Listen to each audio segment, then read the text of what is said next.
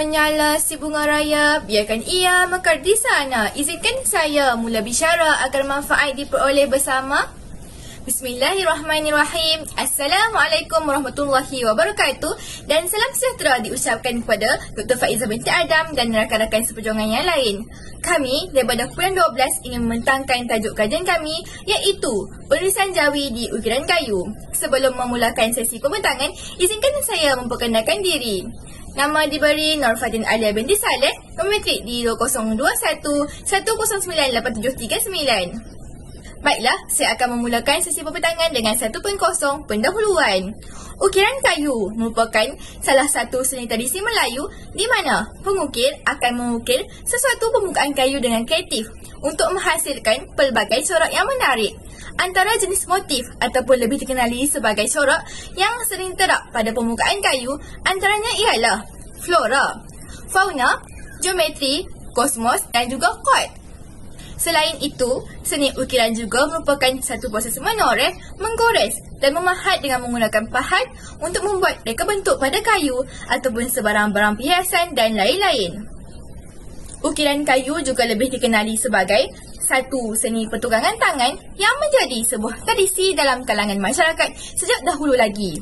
Jadi, di sini kita dapat simpulkan bahawa ukiran kayu adalah satu kerja mengukir ataupun menggores kayu mengikut reka corak yang tertentu dengan menggunakan pelbagai alatan seperti pahat, pisau dan sebagainya.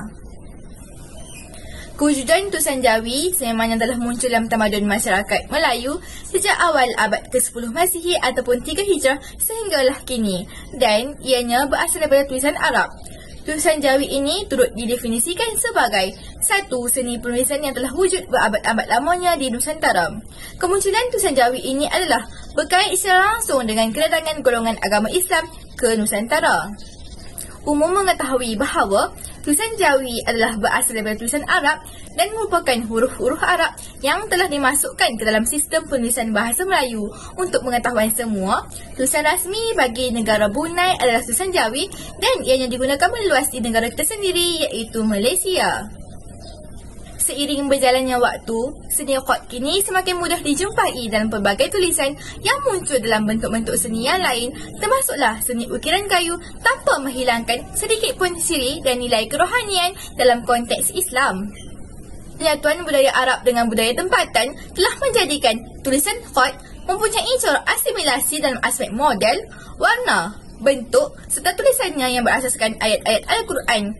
Bukan itu sahaja, malah penyatuan seni chord ke dalam pelbagai seni dan budaya, termasuklah seni ukiran kayu, telah menjadikan ia sebagai lambang kesenian yang unggul dalam budaya dan tamadun Islam, serta dapat bersaing dan berdiri setaraf dengan kesenian lain yang terdapat di dunia ini.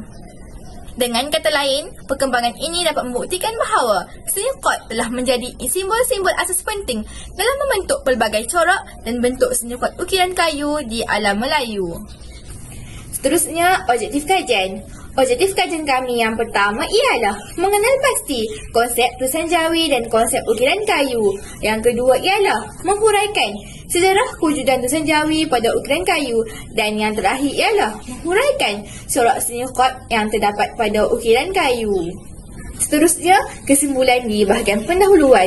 Secara umumnya, kita semua mengetahui bahawa tulisan jawi terdapat di pelbagai tempat seperti tulisan jawi di papan tanda, tulisan jawi di muzium, tulisan jawi di lebuh raya, tulisan jawi di sekolah pondok, tulisan jawi di pejabat dan banyak lagi. Namun begitu, dalam penulisan kali ini, kami lebih memfokuskan kepada tulisan jawi di ukiran kayu di mana kami akan menghuraikan 3 objektif utama dalam kajian kami.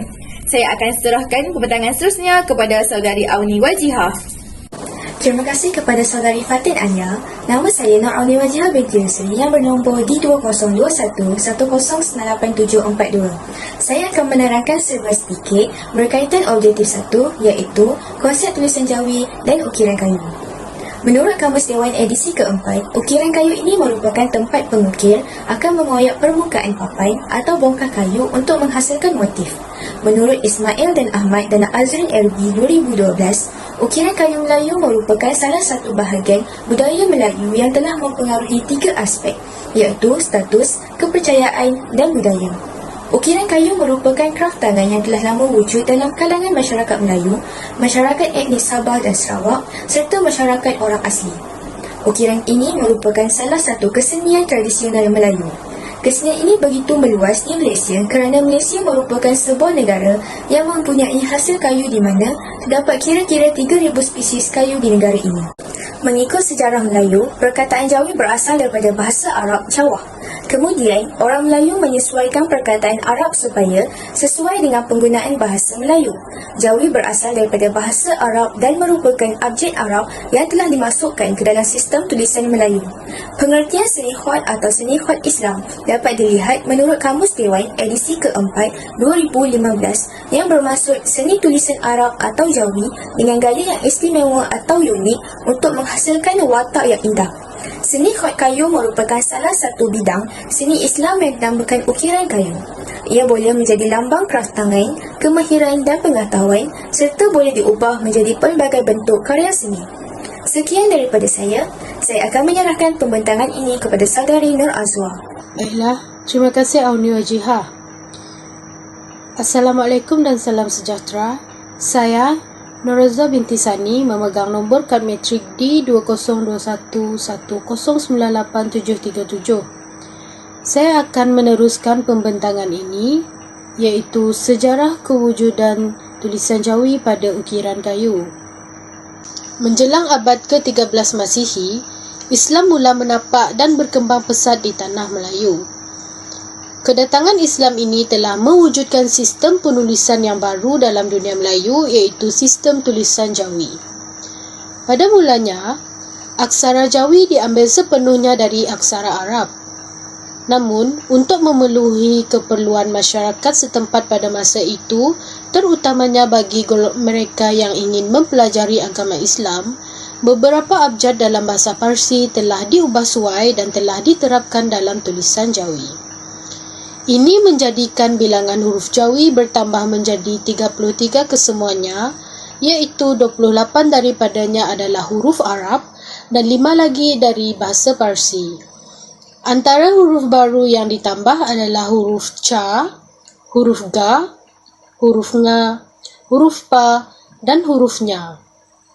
Di tanah Melayu, tulisan Jawi telah wujud sejak kurun ke-13 lagi. Penggunaan tulisan Jawi ini dapat dibuktikan dengan penemuan tulisan Jawi pada batu bersurat Terengganu yang terukir tarikh Jumaat 4 Rejab 703 Hijrah bersamaan dengan 22 Februari 1303 Masihi. Seperti yang kita tahu, zaman Kesultanan Melayu Melaka sangat terkenal dengan kuasa perdagangannya. Pada ketika itu, pertumbuhan tulisan Jawi sangat penting, terutamanya dalam urusan pentadbiran seperti urusan pemerteraian perjanjian undang-undang. Selain itu, penggunaan tulisan Jawi juga amat penting dalam bidang pendidikan. Ini kerana kebanyakan kitab-kitab agama yang berbentuk sejarah, hikayat, falsafah dan sebagainya ditulis dalam tulisan Jawi. Di Malaysia, tulisan Jawi yang digunakan pada ukiran kayu ialah tulisan khat seperti khat kufi, khat nasah, khat tulus, khat talik atau farisi, khat rikah dan khat diwani. Kini, karya seni khat Islam telah berkembang luas ke seluruh pelosok Asia Tenggara dan menjadi warisan khazanah seni kraf Melayu. Sekian, itu sahaja daripada saya. Saya serahkan pembentangan seterusnya kepada Nur Syafiqah Syahirah. Saya, Nur Syafiqah Syahirah binti Amin dengan nombor kad matrik D20211098-740 akan membentangkan objektif yang ketiga, iaitu corak seni khat yang terdapat pada ukiran kayu. Khat yang pertama ialah khat kufi.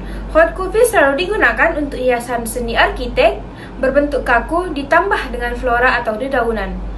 Khat kufi berasal dari Hira dan juga sering disebut sebagai jams. Selain itu, ciri yang sangat ketara bagi khat ini ialah coretan memanjang ke atas. Pentingnya khat kufi ini kerana dapat membantu mengisi ruang-ruang kosong 4 segi atau 4 segi panjang dengan tulisan bersudut maupun bersiku. Khot yang kedua ialah khot rik'ah. Khot rik'ah juga dikenali sebagai khot riki atau rika. Khot ini telah mengalami kemajuan yang pesat apabila telah mendapat penyempurnaan daripada seorang kaligrafer terkemuka Turki iaitu Sheikh Hamdullah Al-Masih. Selain itu, khot rik'ah juga ini banyak digunakan untuk tulisan tangan biasa kerana tidak banyak memiliki lekukan yang menyukarkan para pengukir. Walau bagaimanapun, penggunaan jenis khot ini dalam ukiran kayu tidaklah terlalu lazim kerana hiasannya dianggap tidak menarik dan tidak cukup lengkap. Namun demikian, khot ini sering digunakan sebagai ayat-ayat panjang yang akan ditulis maupun diukir yang berfungsi untuk melengkapi jenis khot yang lainnya. Khot yang terakhir ialah khot diwani. Khot diwani mempunyai corak melingkar-lingkar, condong bersusun-susun, hurufnya tumpang tindih, lentur dan bebas. Namun, ukuran dan bentuk huruf-hurufnya dalam satu ayat tidak bergabung-gabung dan penulisannya sangatlah bergantung kepada penulisnya. Di samping itu, tulisan ini berkembang hasil usaha gigi salah seorang kaligrafer Turki bernama Ibrahim Munif. Tambahan pula, khot ini banyak digunakan sebagai tulisan-tulisan rasmi di pejabat-pejabat Kerajaan Utsmani. Seterusnya, saya menyerahkan pembentangan ini kepada Saudari Elia. Terima kasih diucapkan kepada Saudari Syafiqah Syahira di atas pembentangan itu tadi. Saya Elia Natasha binti Muhammad Fazli, pemegang nombor matrik D2021 109878 akan membentangkan bahagian 3.0 iaitu bahagian penutup. Secara keseluruhannya, penulisan ini berjaya menunjukkan hasil penyelidikan yang mampu menjawab objektif utama dan persoalan yang ditimbulkan berkaitan dengan tulisan jawi pada ukiran kayu. Hasil penulisan ini telah mengenal pasti konsep tulisan jawi dan konsep ukiran kayu itu sendiri, serta menghuraikan sejarah kewujudan tulisan jawi pada ukiran kayu dan juga menghuraikan corak-corak seni khot yang terdapat pada ukiran kayu. Seperti mana yang kita ketahui bahawa tulisan jawi merupakan satu seni ukiran Melayu yang melambangkan kemahiran dan kreativiti para pengukir sejak zaman berzaman. Oleh itu, warisan jawi seharusnya dipelihara dan disimpan sebaik yang mungkin agar tidak terkubur begitu sahaja. Walaupun pelbagai produk telah dikeluarkan oleh pengusaha ukiran, tetapi harus diingat, jika tidak ada yang lama, maka tidak akan ada yang baru. Jadi, kekalkanlah apa yang ada dan perbaharuilah dengan sempurna agar warisan itu terus kekal dan mekar selamanya. Bukan itu sahaja, malah perlu direnungi bahawa seni khot ukir merupakan satu kemahiran yang unik dengan dipelbagaikan dalam segala hal kerana adanya dukungan daripada Al-Quran dan juga hadis sebagai konsep tulisan yang ditulis maupun diukir.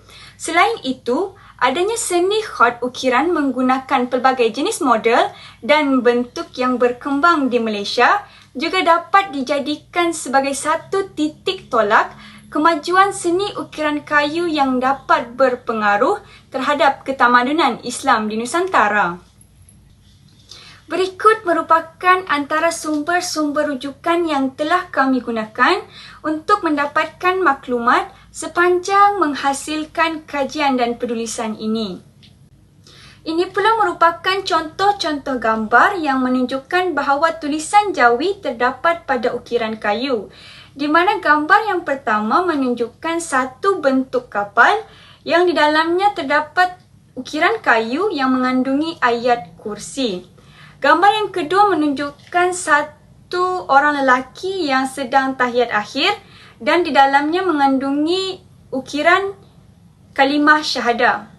Gambar seterusnya pula menunjukkan satu hiasan dinding yang mengandungi ukiran kayu bagi kalimah Allahu Akbar, Subhanallah dan Alhamdulillah. Dan gambar yang terakhir pula menunjukkan bahawa tulisan jawi terdapat pada ukiran kayu di mihrab masjid. Itu sahaja pembentangan bagi kumpulan 12. Sekian dan terima kasih.